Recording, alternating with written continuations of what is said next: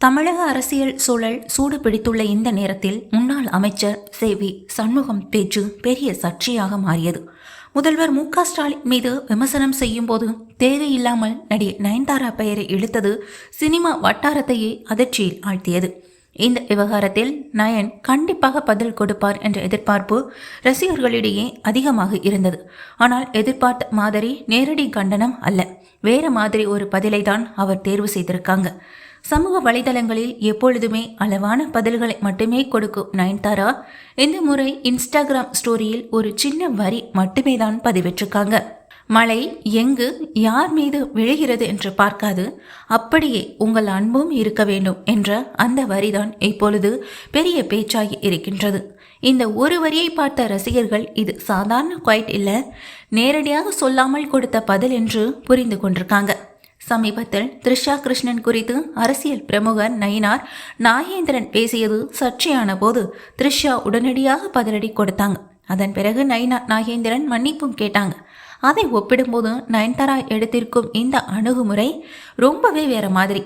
எதுக்கும் ரியாக்ட் பண்ண வேண்டிய அவசியமே இல்லை என்ற ஸ்டைலில் தான் அவர் இருக்காங்கன்னு பலரும் சொல்லியிருக்காங்க. நேரடியாக யாரையும் குறிப்பிடாமல் எந்த வார்த்தையிலும் தாக்காமல் ஒரு மென்மையான மெசேஜ் மூலம் பதிலடி கொடுத்திருப்பது ரசிகர்களிடம் நல்ல வரவேற்பை பெற்றுள்ளது.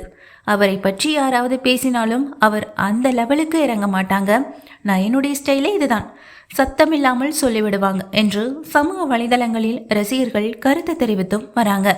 இந்த விவகாரத்தில் விக்னேஷ் சிவன் இதுவரைக்கும் எந்த கருத்தையும் வெளியிடல, இதுவும் பேசும் பொருளாக மாறியுள்ளது. அதே நேரத்தில் குஷ்பு சுந்தர் மறைமுகமாக கண்டனம் தெரிவித்தாங்க. நடிகைகள் விவாதத்திற்கு பொருள் அல்ல என்று அவரது கருத்து இந்த சர்ச்சைக்கு நேரடி பதிலாகவே தான் பார்க்கப்படுது. நடிகர் சங்கம் உள்பட பல தரப்பில் இருந்த கண்டனங்கள் தொடர்ந்து வரும் நிலையில் சேவி சண்முகம் பேச்சு இன்னும் விவாதத்தில் தான் உள்ளது.